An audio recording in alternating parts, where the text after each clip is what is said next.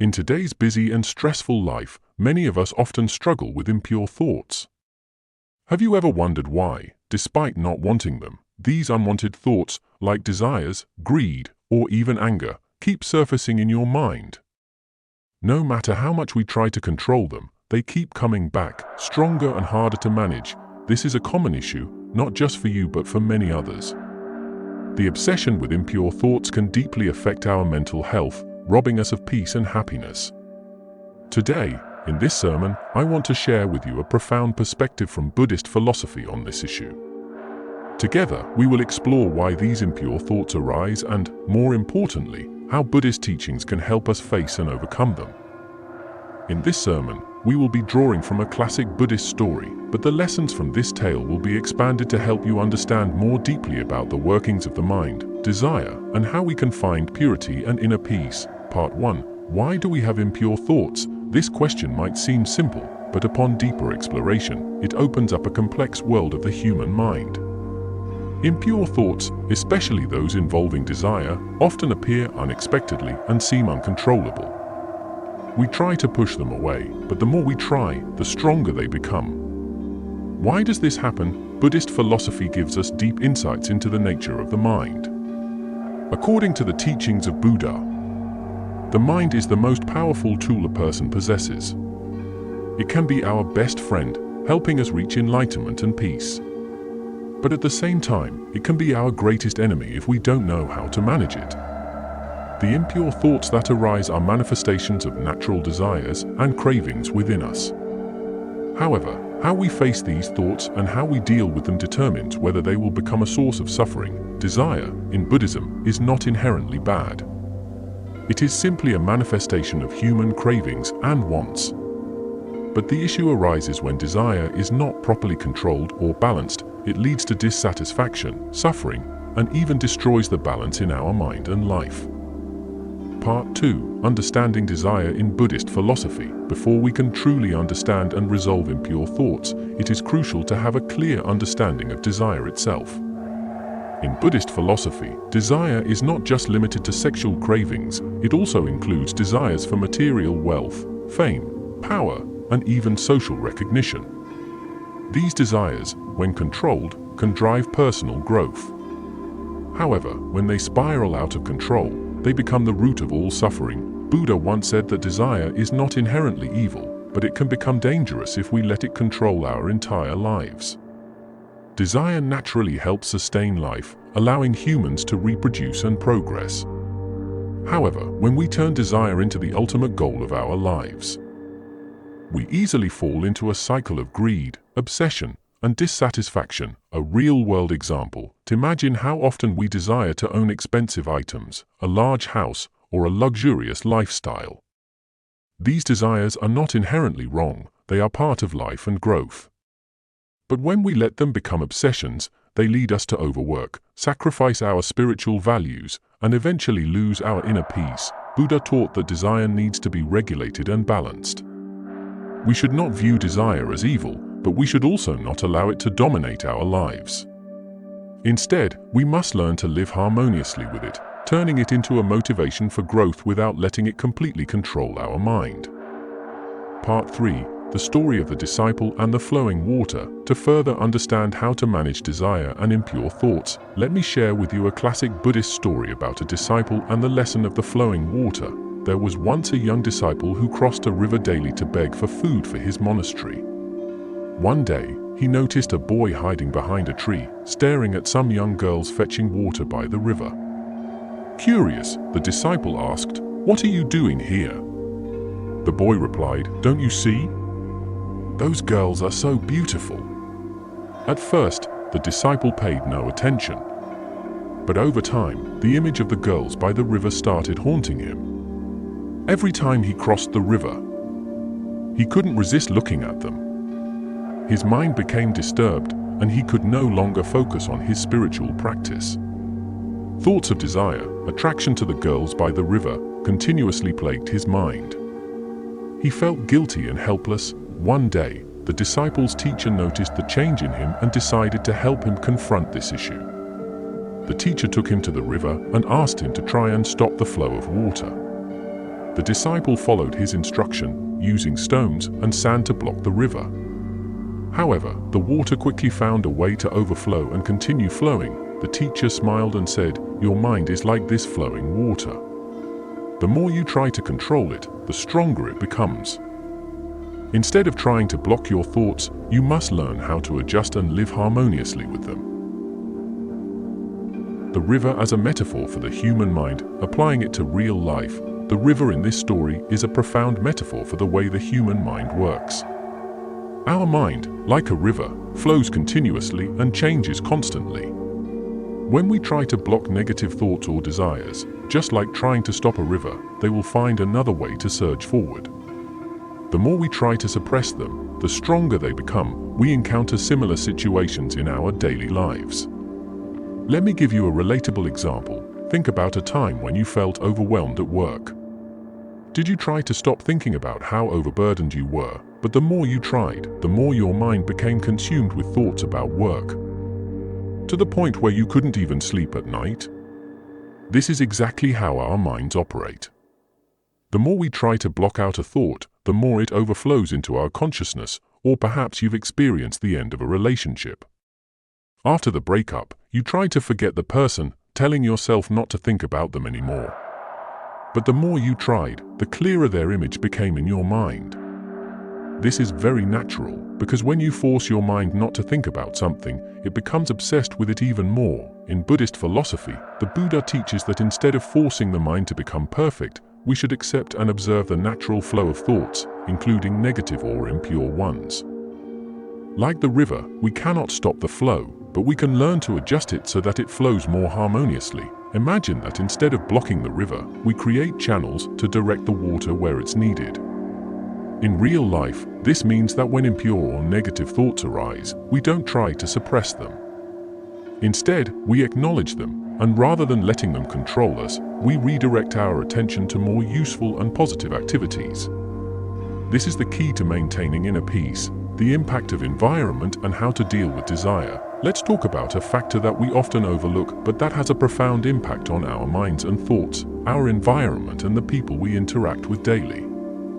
There's a famous saying, "You are the average of the 5 people you spend the most time with."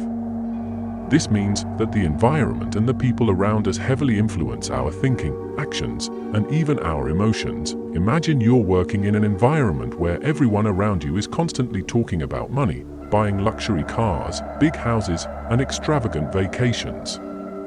Living in such an environment, at first, you might not be affected. But gradually, you'll notice that thoughts about material wealth, success according to societal standards, begin to creep into your mind. You'll feel pressure to achieve the same things, and if you don't, you'll feel like a failure. This is how the environment influences our desires and thoughts. I'll share a real-life story. A friend of mine once worked at a large corporation where everyone was focused on career advancement at all costs. Initially, she felt comfortable with her position and wasn't too concerned about climbing the corporate ladder. But over time, after many years in that environment, she began to feel the pressure. Every time she saw a colleague buying a new house or car, she felt like she wasn't doing enough. Eventually, she started overworking, sacrificing other values in her life like family, friends, and even her health. She didn't realize that her surroundings had slowly transformed her thoughts and values over time. This is a typical example of how our environment and society significantly influence our desires and thoughts.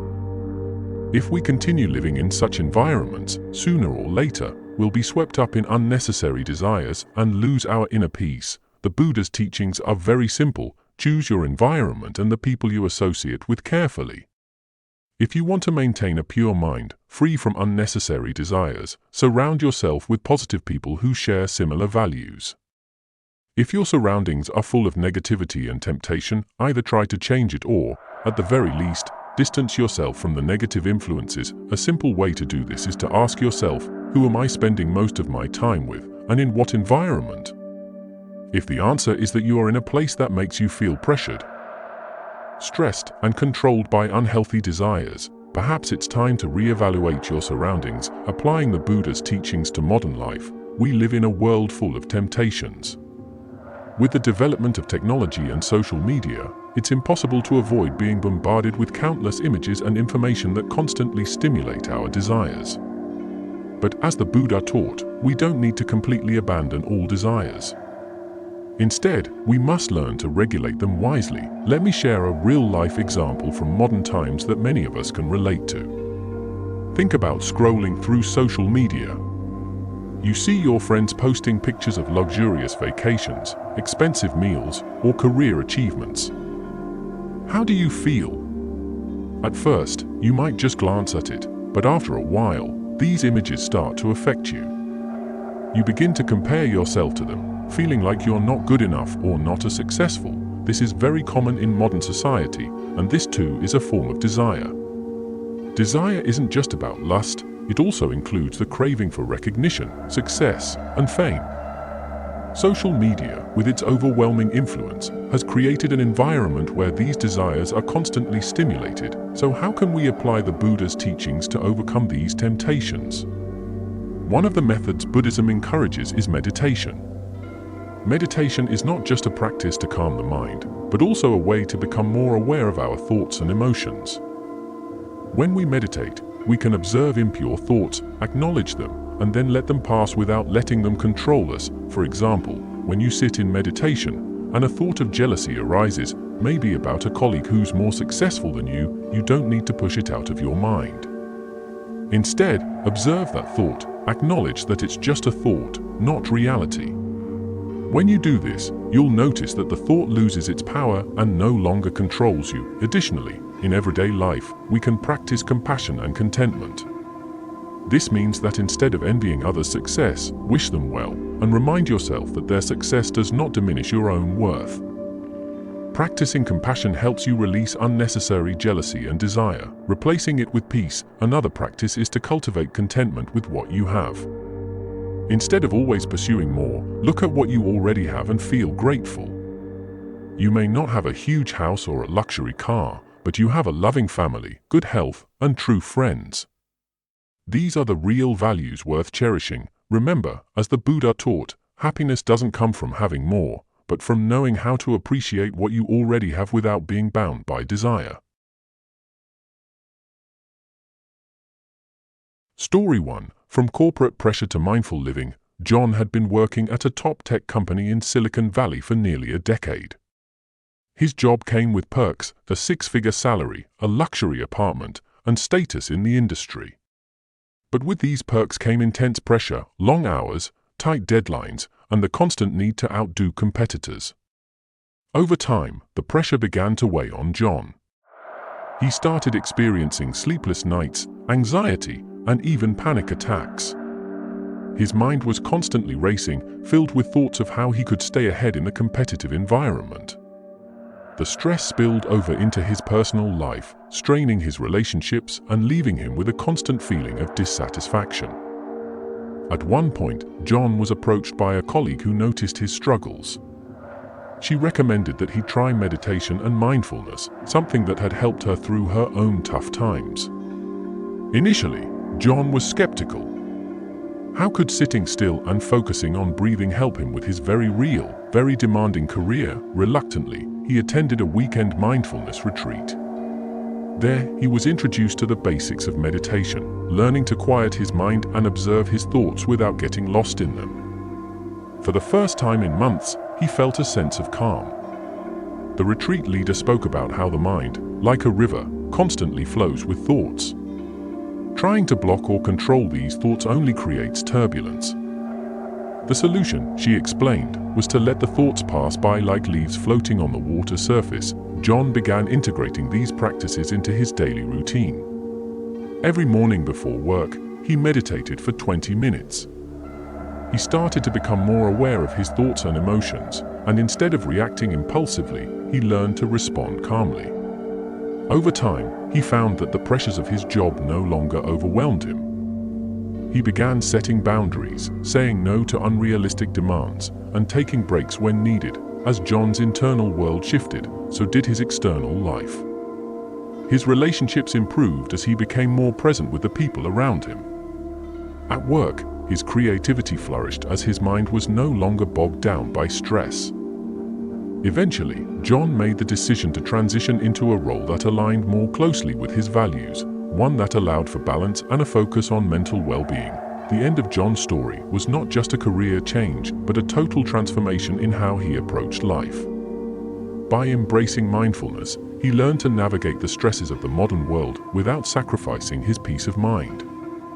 His mental clarity, emotional resilience, and sense of fulfillment all grew, leading to a far more balanced and joyful existence. Story 2, From Overeating to Self-Compassion. Jessica, a marketing professional in New York City, had always struggled with her weight. Throughout her childhood, she was often teased for being overweight, and as she grew older, food became her comfort in times of stress. After a long day at the office, she would find herself ordering takeout and indulging in unhealthy meals while binge-watching television. This cycle of overeating and self-criticism made her feel stuck. She wanted to lose weight and feel healthier, but every time she tried to diet, she would give up after a few weeks and revert to her old habits. Jessica's turning point came after a routine visit to the doctor.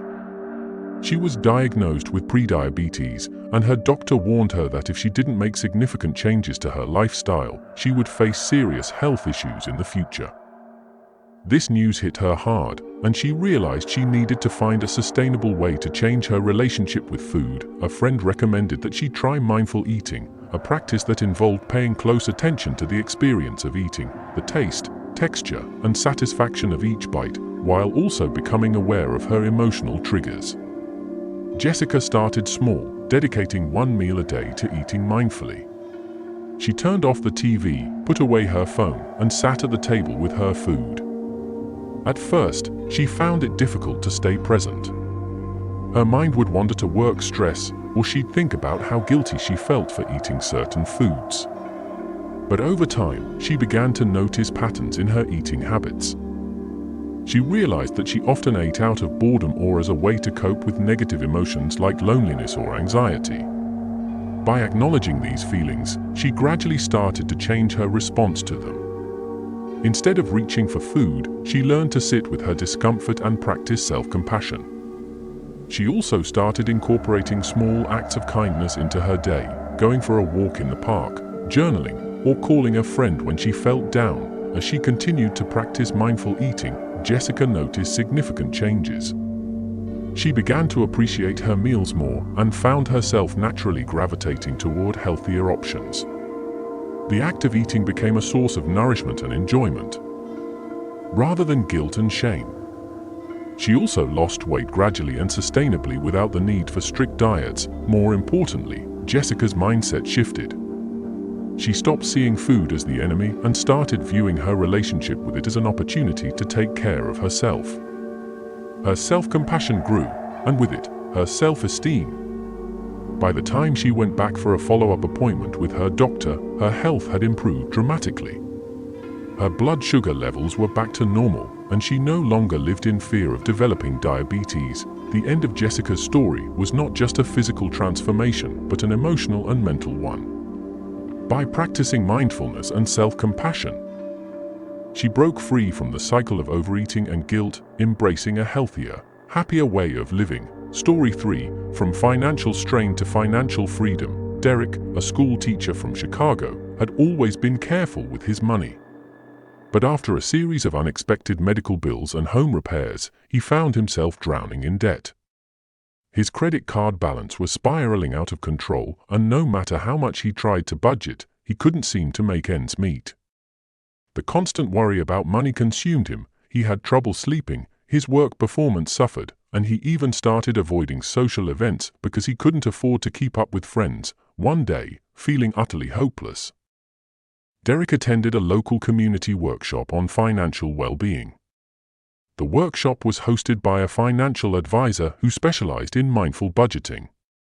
The advisor spoke about the emotional side of money, how fear, guilt, and shame often drive poor financial decisions, and how shifting one's mindset toward money could bring about long-term change. The idea intrigued Derek, and he decided to try it. He started by tracking every single purchase he made, not just the big ones. But instead of focusing on what he was spending, he took note of how each purchase made him feel. Was he buying things out of necessity, or was he using money to fill an emotional void? As Derek practiced this mindful approach, he became aware of patterns he hadn't noticed before.